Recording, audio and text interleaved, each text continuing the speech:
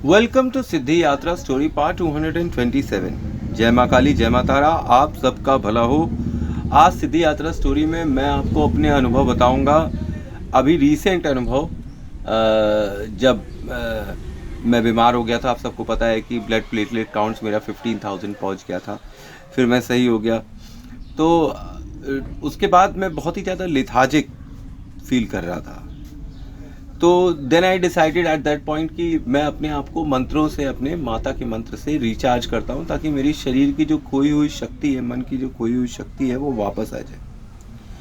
अब समझ लीजिए कि करीब 4 दिन हो चुके थे, ब्लड प्लेटलेट्स सही हुआ ही था कि उसके बाद मुझे फिर से अभी रिसेंटली लूज मोशंस होने लगे, और उसके बीच में मैंने एक साधना करी हुई थी, उसी का अनुभव मैं आपको बता रहा हूँ। मतलब ये वैसे ही था जैसे जीवन भर दाल चावल खाने वाला आदमी अचानक से चिकन खा ले या फिर कोई मसालादार चीज़ खा ले तो उसकी तबीयत खराब हो जाती है।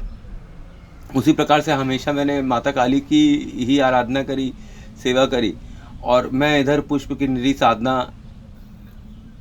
भी कर चुका था। तो मैंने एक लीक से हटकर साधना करी थी, इसीलिए मेरी शायद तबीयत खराब हो गई।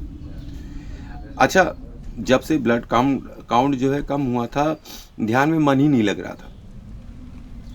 ऐसा लग रहा था कि बहुत कमज़ोर हो गया हूँ, और असहनीय पीड़ा हो रही थी लगातार शरीर में। किसी न किसी रूप में मुझे असहनीय पीड़ा, पेन लगातार हो रहा था। पूजा में मन भी नहीं लग रहा था। मैंने सोचा माता का जाप करूं तो शरीर रिचार्ज हो जाएगा। तो ऐसा सोचकर मैंने माता काली के बीज मंत्र का जाप करना स्टार्ट कर दिया। ठीक है, पहले 2 दिन एक कॉमन प्रॉब्लम ये हुई कि पेट में बड़ा दर्द हो रहा था, और मुख्य अनुभव 3rd डे ही हुआ, और ऐसा अनुभव जो पहले कभी नहीं हुआ। 3rd डे पर गुरु रक्षा का अनुष्ठान करके उसके पश्चात जैसे ही सिद्धि माला काली की मैंने स्टार्ट करी है, जैसे मैं आपको पहले भी बता चुका हूँ, पहले गुरु माला, फिर रक्षक माला, फिर सिद्धि माला। जैसे ही 3rd माला में करने लगा 3rd डे को, तो अजीब सा दर्द महसूस होने लगा, जैसे पेट में कोई मरोड़ सा उठ रहा है, ज़बरदस्त। ओम क्रीम कालिकाय नमः हुम फट स्वाहा, ओम क्रीम कालिकाय नमः हुम फट स्वाहा, ओम क्रीम कालिकाय नमः हुम फट स्वाहा का स्वर लगातार मेरे होठों से निकल रहा था। दोनों पैर में ज़बरदस्त क्रैम्प्स से चढ़ने लगे थे, जैसे आप कमज़ोरी में चढ़ नहीं जाते हैं, नस खिंच जानी जैसे, तो वैसे दोनों पैर में मतलब ज़बरदस्त क्रैम्प्स चढ़ने लगे दोनों पैरों में। अब धीरे धीरे 3rd माला पर पहुंचा ही था, पैर की दोनों अंगूठे में झुंझुनी भी चढ़ने लगी। मतलब दोनों पैर के जो अंगूठे थे मेरे, वो एकदम झुंझुनी जैसी आती नहीं है पैर में, वैसे शून्य टाइप के होने लगे। स्पाइन में एक अजीब सी झंझनाहट सी हो रही थी। मतलब ऐसे तो मैं काफ़ी सालों से कर रहा हूँ ध्यान, पर इस बार जो झंझनाहट थी वो थोड़ी सी तीखी टाइप की थी। ऐसा लगा कि फ़ोन के स्पीकर पर कोई बात कर रहा है। ठीक है, एकदम रात का अंधेरा है और एकदम सुनसान टाइम, इस वक्त 2 से 3 के बीच में हो रहा होगा ऐसे ही, क्योंकि उसी टाइम पर मैं बैठता हूँ।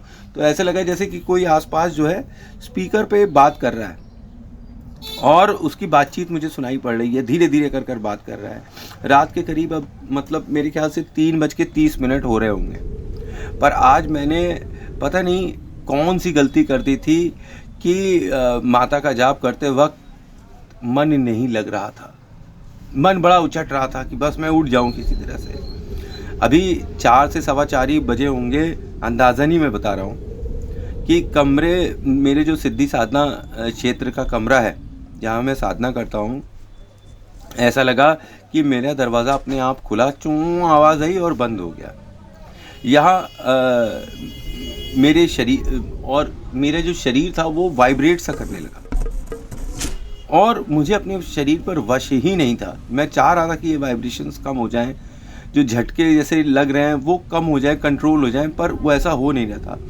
दिमाग में लगातार जैसे कि कोई एक एको करता नहीं है, ओम क्रीम कालिकाय नमः हुम फट स्वाहा, ओम क्रीम कालिकाय नमः हुम फट स्वाहा, ये वाइब्रेशंस की तरह मेरे दिमाग में कौंध रही थी।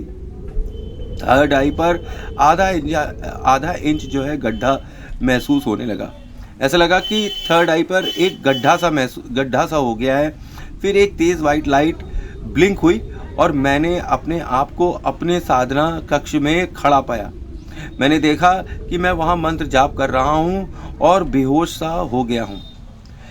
काले हकी की माला लगातार चल रही थी।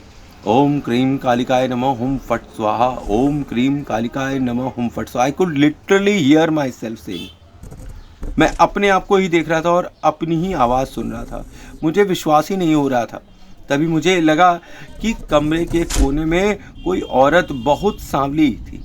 रेड कलर की रोशनी में उसकी आंखें सुंदर और भयानक दोनों लग रही थीं। मैंने पूछा, कौन है वहाँ? बता दूं कि सारे समय मेरा गला सूख रहा था। मैं खुद एक तरफ अपने आप को देख रहा था और दूसरी तरफ ये औरत जो दिख नहीं रही थी और दिख भी रही थी। मतलब लाल रंग की रोशनी में वो हल्की चमक, मतलब हल्की रोशनी में अंधेरे कमरे में वो दिखाई पड़ रही थी और पूरी नहीं दिखाई पड़ रही थी। मैंने ऐसा अनुभव पहले कभी नहीं किया था। मैंने साहस जोड़कर फिर पूछा, कौन है, क्या चाहिए? एक फुसफुसाती आवाज़ मेरे कानों में गूंजी, मुझे क्यों बुलाया है? मुझे भूख लगी है। मुझे क्यों बुलाया है? मुझे भूख लगी है। ऐसे फुसफुसाहट में मुझे सुनाई पड़ा। जैसे इस तरीके से मैं इमिटेट करने की कोशिश करता हूँ आपको ये बताने की कि कैसा अनुभव हो रहा था। मुझे भूख लगी है। मुझे क्यों बुलाया है? क्यों बुलाया है मुझे? मुझे भूख लगी है। मुझे भूख लगी है। मुझे भूख लगी है। क्यों बुलाया है मुझे? मेरे मुंह से अपने आप ही निकला कि ये मिश्री और मिठाई खा लो, पर सामने से आवाज़ आई, मुझे मांस खिला। मुझे मांस चाहिए। मुझे मांस चाहिए। मांस। मुझे मांस खिला। मैंने फिर बिना सोचे समझे बोला, माँ मैं मांस नहीं खाता। फिर मांस कैसे खिला सकता हूँ? पर वो फुसफुसाहट बंद होने की जगह बढ़ते ही जा रही थी। मुझे भूख लगी है। मुझे भूख लगी है। मैंने फिर कुछ सोचे समझे बगैर बोला और कमरे में ऐसे ढूंढने लगा इधर उधर कि जैसे कि अभी 10 मिनट पहले मैंने कहीं मांस रखा था और वो यही रखा था और गुम हो गया। फिर अपने आप ही बोला, माँ तुम मुझे ही खा लो। अब वो औरत कुछ उत्तेजित सी हो गई। अंधेरे से अब की बार बाहर निकलकर वो मुझे दिखाई पड़ने लगी। उसके पूरे शरीर पर एक भी कपड़ा नहीं पहना हुआ था और उसके बाल लंबे जो घुटने से नीचे तक जा रहे थे और शरीर पर एक कपड़े की तरह सामान लिपटे हुए थे। फेस किसी ट्रेडिशनल साउथ इंडियन एक्ट्रेस की जैसा था। आंखें काली और बड़ी बड़ी बादाम जैसी थीं, जैसे हेमा मालिनी की है ना जब वो कथक करती है, बिल्कुल वैसी ही आंखें। सारा शरीर काला और रेड कलर की लाइट में जगमगा रहा था। हाइट लगभग इनकी 6 फीट के आसपास ही होगी। शरीर सुंदर और सुडौल था, पर बाल बिखरे हुए, जैसा माता कालरात्रि के होते हैं ना, उनकी फ़ोटो में उनके बाल बिखरे हुए थे, वैसे ही इनके भी बाल बिखरे हुए थे। उन्होंने बोला, तो खिलाओ। उसने वहीं पड़े तो मतलब जब उन्होंने बोला कि खिलाओ तो मुझे समझ में नहीं आया। तभी मैंने देखा कि उन्होंने वहीं पर पड़े हुए चाकू जो मैं पूजा के टाइम पर यूज़ करता हूँ, नींबू काटने के लिए, धागा काटने के लिए, मतलब वहीं पे रखा रहता है, पूजा का ही चाकू रहता है, तो वो उन्होंने उठाया और मैंने देखा कि जो मेरा मंत्र जाप करता हुआ प्रतिरूप था उसके पेट में चाकू घुसेड़ दिया और पेट फाड़ दिया। रक्त मेरे पेट से ऐसे खून बनकर मतलब निकलने लगा, पंप होकर कि वो तुरंत चौकी पर गिरने लगा।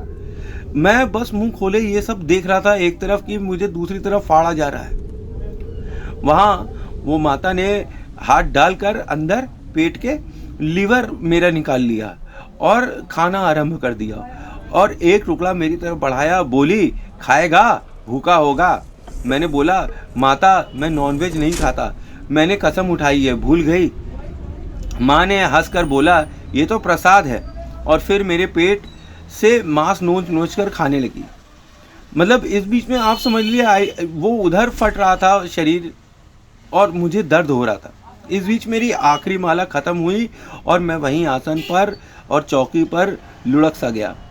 मुझे लूज मोशंस स्टार्ट हो गए थे और मैं अपने ही मल मूत्र में पड़ा हुआ था। मेरे अंदर जैसे बेहोशी जैसी छा गई थी और मेरी मतलब समझ लीजिए कि सब कुछ मेरा छूट गया था, अपने ही मल मूत्र में बैठ गया था। मेरा पूरा शरीर कांपने लगा और कांप रहा था, हाथ पैर सब कांप रहे थे, जैसे कि कोई शराबी होता है ना, उसका वाइब्रेट करता रहता हाथ, उसी प्रकार से मेरे पैर और हाथ वाइब्रेट कर रहे थे। सुबह के करीब 5 बज रहे होंगे। बाथरूम में जाकर स्नान किया और फिर उसके बाद धोती और आसन दोनों को साफ किया। दोनों ही गंदे हो गए थे। पेट में भीषण दर्द हो रहा था। अब इसके बाद जो आने वाले जो नेक्स्ट 3 डेज थे वो मेरे ऊपर बहुत ही भारी रहे। मैं बताऊं आपको, 24 लूज मोशंस इन 1 डे। पानी बह रहा था, मैं एकदम जस्ट बेहोश होने की स्थिति में बार बार रह रहा था। 3 दिन लगातार, हर दिन 24, किसी दिन 22, ऐसे करके लूज मोशंस होने लगे। और दवाई भी खा रहा हूँ, नॉर्फ्लॉक्स TZ, तब भी ज़्यादा कुछ असर नहीं पड़ रहा था। मेरा पूरा शरीर टूट गया और जो भी पूजा मैं करता हूँ रोज़, वो भी टूट गई। डेली वाली पूजा है वो भी छूट गई। अब मतलब आप समझिए कि करीब 4 से 5 नॉर्फ्लॉक्स TZ खाना पड़ा मुझे। जो मेडिसिन है उसका नाम नॉर्फ्लॉक्स TZ है, उसे खाना पड़ा, तब जाके मेरे ये जो दस्त थे, जो पेचिश थी, लूज मोशन, वो ख़त्म हुई। पर आज 1 वीक से हर रात मुझे सोते वक्त वही मुझे भूख लगी है, मुझे भूख लगी है, मुझे भूख लगी है कि आवाज़ लगातार आती रहती है। मुझे भूख लगी है, मुझे भूख लगी है कि आवाज़ लगातार आती रहती है और बॉडी में वीकनेस बढ़ती ही जा रही है। लूज मोशन अब सही भले ही हो गए हैं और माता की कृपा से रोज़ हेल्थ में इम्प्रूवमेंट भी हो रहा है, पर हर रात की पूजा करना अब मुश्किल हो गया है। रात में पूजा करना बहुत मुश्किल हो गया है। जब कभी इस बीच में मैं अपने सिद्धि साधना क्षेत्र मतलब कमरे में जाता हूँ, तो उस 10 दिन पहले की रात का अनुभव फिर याद आ जाता है और मेरी दोनों टांगें भय से कांपने लगती हैं। साधना के सफ़र में मुझे माता के कई बार दर्शन हुए और अनेक रूपों में दर्शन हुए, पर इस बार माता ने जिस प्रकार से मुझे दर्शन दिया, मुझे समझ में नहीं आया वो मुझसे गुस्सा है कि मैंने क्या गलती कर दी है। और उनका ऐसा रूप मैंने पहली बार देखा। और अभी भी मैं सो रहा हूँ तो मुझे बार बार जैसे मेरे सर में एक आवाज़ गूंजती है, मुझे भूख लगी है, मुझे भूख लगी है। मुझे समझ में नहीं आ रहा है कि मैं माता को क्या बोलूँ, क्या खिलाऊँ, क्या ऐसा चीज़ हो गया है, ये माँ ही हैं कि कोई और शक्ति है, मुझे समझ में नहीं आया। मेरा ही पेट फाड़ कर मेरा ही मांस खा रही हो और मुझे भी खिला रही हो। ऐसा क्या गजब का काम करा है माता। तो थैंक्स फॉर वॉचिंग। जय मां काली, जय मां तारा। आप सबका भला हो। आई होप आपको मेरी इन्फॉर्मेशन अच्छी लग रही होगी। ये मेरे माता काली का अनुभव था, एक विचित्र अनुभव था, तो ये मैंने आपके साथ शेयर किया। आप में से किसी के साथ भी ऐसा कुछ हो रहा हो तो मुझे ज़रूर बताइएगा।